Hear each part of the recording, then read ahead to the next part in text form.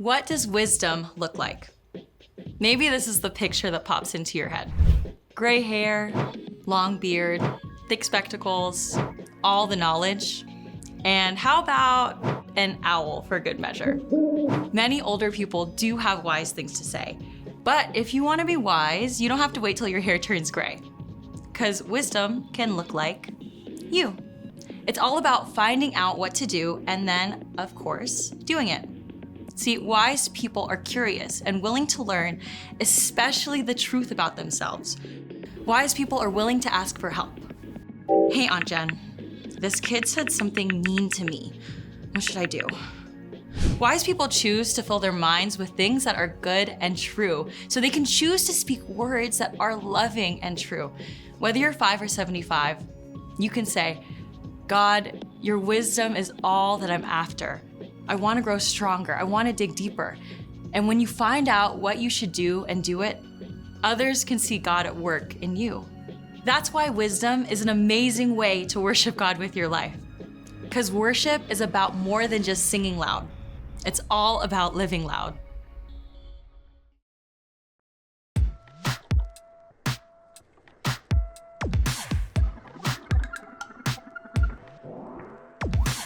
I've got so many questions. There's so much to learn that I don't know. I don't have a direction, but God, I know you show me where to go. You help me to see the best I can be. Now there's no stopping me. I wanna go further, I wanna go faster. God, your wisdom is all that I'm after. I wanna dig deeper, can't wait any longer.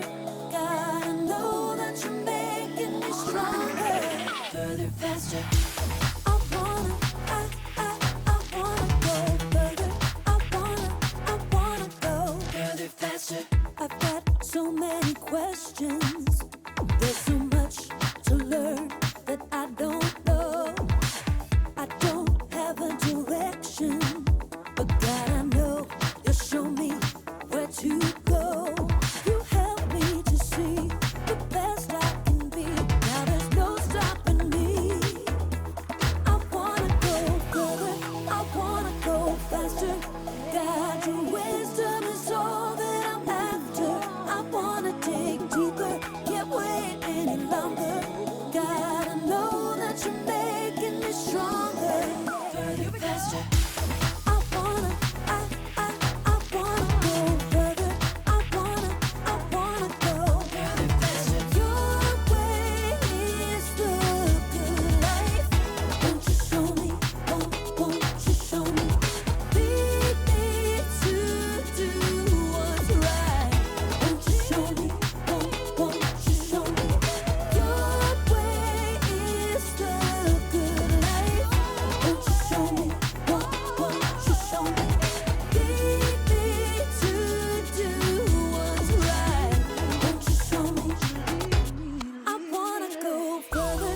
I wanna go faster. God, your wisdom is all that I'm after. I wanna dig deeper, can't wait any longer. God, I know that you're making me stronger. I wanna go further. I wanna go faster. God, your wisdom is all that I'm after. I wanna dig deeper, can't wait any longer. God, I know that you're making me stronger. Further, faster. I wanna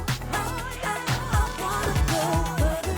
I wanna go further, faster. Check. Wait, where's the food color? Oh, hey, welcome to Story Lab. This week we're taking a look at the story of someone who wanted to dig a little deeper. Aha! Food coloring. Whew! Food coloring and Story Lab were like PB&J.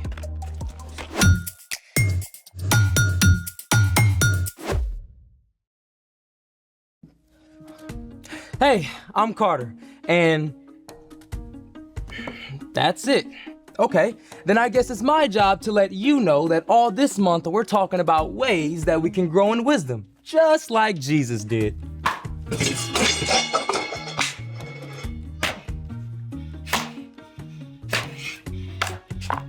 And I'm Zeke. And I'm Zeke. Little late, superhero. What? You said we're taking a deep dive into the ocean today, so I'm ready. I meant deep dive into knowledge about the ocean, not actual water. Oh, so I don't need a snorkel? We're only using this much water. Well, let's make it. Today, we're exploring the ocean layers on land. We'll use our imagination and some of these supplies. For this activity, we will need 5 jars of water, sea salt, food coloring, scrap construction paper, and a syringe with a tube, or a funnel in a large straw will do. Is this for breathing underwater?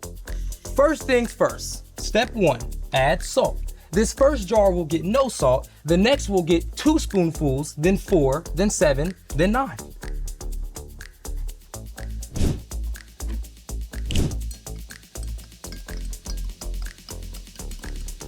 And 4. Now we move on to the next.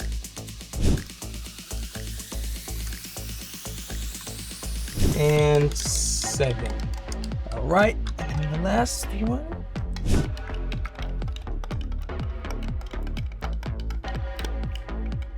And 9. Oh, excuse me, Zeke.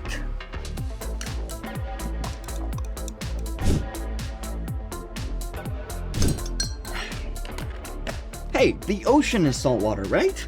Yep, but we're also adding salt to increase the density of the water. Density just means how tightly the molecules are packed together. Since the different layers have different densities, they'll stay separate. Which brings us to step 2, coloring our layers. We'll put the tiniest bit of sky blue in the first jar, then blue-green 1 drop, then navy blue 1 drop, then purple 2 drops, then black 4 drops. All right. So I'm thinking the ocean layers go this way instead of that way. Step 3, the layers all go in here, carefully. Now, each colored salt solution represents 1 layer of the ocean. We'll start at the bottom with the darkest water, the trenches. Carter, I'm always willing to be in the trenches with you. Thanks, Zeke. Whew, it's so dark down in the trenches. Yep. 0 sunlight reaches the trenches. And the deeper that you go in the ocean, the higher the density of the water. There's so much we don't know about the deepest parts of the ocean, but we do know that sea cucumbers and starfish live there. All right. Now, we're going to pour in the rest of the layers. Because each color is a different density, they should layer rather than mixing. But it's a little tricky, so we're using this tube and some paper to help.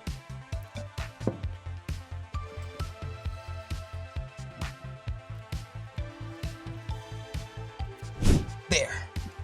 All right, next layer, the abyss. I feel like we're doing very delicate sea surgery. Peering into the depths of the abyss. This zone is where many types of squid and shrimp live.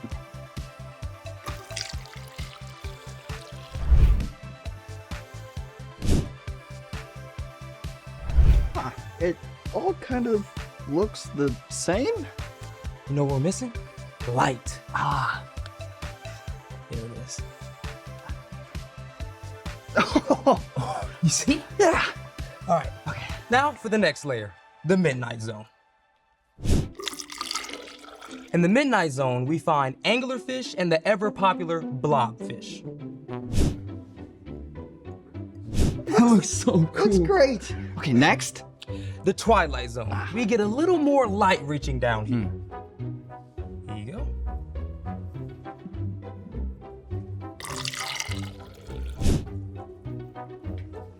The Twilight Zone, home of jellyfish and octopuses, octopi, octopodes. All Right. And finally, the sunlight zone, our lightest solution both in color and density. You ready? Yep. Sunlight. Almost done. Yep. In the sunlight zone, we find sea turtles, clownfish, flying fish, manatees, dolphins, tuna fish, blue whales, and so Much. more. Oh, dude, this is awesome sauce. It's so cool how the layers stay separate. Yeah, the ocean covers almost 3/4 of the Earth's surface, and we only know details of about 1/3 of the ocean's animals. And every year, almost 2,000 ocean animals are discovered. The deeper we go, the more there is to learn. Speaking of, it's time for... The story before the story. Today, we're in the 3rd book of the New Testament, Luke. God made a perfect world, but people turned away from God. From the very beginning, God had a plan to restore us to relationship. Even when the people turned away over and over again, God remained faithful. At the perfect time, God sent a rescuer in the form of a baby, God's very own son, Jesus. Even though he was God's son, Jesus was born to an ordinary family in an ordinary town. Which is where our story starts. Take it away. Hey everyone, I'm Brian. Jesus grew up in an everyday family in a small town. His family had traditions just like families today do special things each year to celebrate holidays. Every year, Jesus and his family would travel to Jerusalem to celebrate the Passover. During Passover, the Jewish people remembered how God delivered them from enslavement in Egypt. When Jesus was 12 years old, he journeyed to Jerusalem with his family, as usual. They probably spent the week with family and friends and very likely shared a special Passover meal together. At the end of the week, Jesus' family started the long trip home. But after the first day of travel, they discovered something. Jesus was nowhere to be found. You told him when we were leaving, right? Of course I did. Everybody knew. Mary and Joseph had probably assumed Jesus was with cousins or friends somewhere in the group of travelers. No one has seen him all day. Did we really leave him behind in Jerusalem? We have to go back, right now. Mary and Joseph raced the whole way back to Jerusalem. By this time, 12-year-old Jesus had been without his parents for several days. Any news? Nothing. None of our family or friends have seen him anywhere. He's got to be somewhere. We haven't looked there. The temple? At last, Mary and Joseph climbed up to the temple, and sure enough, Jesus, my son! Jesus, have you been here all this time? This young man has been asking us questions. Pretty impressive ideas, too. We're frankly amazed by what he understands. Jesus, we've been looking everywhere. Why didn't you tell us where you were going? Why were you looking for me? Didn't you know I had to be in my father's house? It's time to go home now. Come back anytime. Jesus returned home to Nazareth with his parents and continued to obey them. As he grew up, he became wiser and stronger and more pleasing to God and to people. The end. That's crazy. Jesus was without his parents for days in a big city. What did he eat? Where did he sleep? Well, Luke does not record that part of the story. So What's our part in the story? Jesus is God's own son, and he looked for and grew in wisdom. Now, if Jesus did that, then it's definitely important for us to look for wisdom too. Wisdom is finding out what you should do and doing it. Okay, I know how to look for stuff like my shoes. But how do we look for wisdom? Oh, well, you can think of wisdom like a buried treasure that you really have to dig for. Wisdom isn't just being smart or knowing things. Wisdom is knowing what to do with what you learn. Yeah, like I can know that eating veggies will help me stay healthy, but that doesn't matter if I keep scarfing down junk food. You gotta actually eat those carrots and hummus. Great example. You can also gain wisdom from your mistakes. I put off studying for a test last week. Then I had to stay up super late to study, and I was so tired I didn't do great on the test anyway. So wisdom for you will be starting to study ahead of time for the next test. For reals. You can learn wisdom from other people too, both from wise choices that they've made and also from the times that they've failed. It could be your parents, a favorite aunt or uncle, or a small group leader. I like hanging out with my grandpa. He's also got amazing stuff to say. Back in my day. Well, most importantly, we can ask God for wisdom. In the book of James, we read, "If any of you needs wisdom, you should ask God for it. He will give it to you." So we gain wisdom by asking first, So we can know what to do. and then do it. I think you got it, wise guys. See you next time. So, here's the thing. Wisdom is worth searching for. Speaking of searches, you think there might be any treasure buried at the bottom of this ocean? As a matter of fact, there is. Are you joking? For reals? Yeah, I buried our lunch money in quarters. Oh, we get to dig for buried treasure. Thanks for joining us in the Story Lab. See you next time. Okay, should we use the syringe? Or maybe the tiniest shovel. Why not both? All right, let's do it.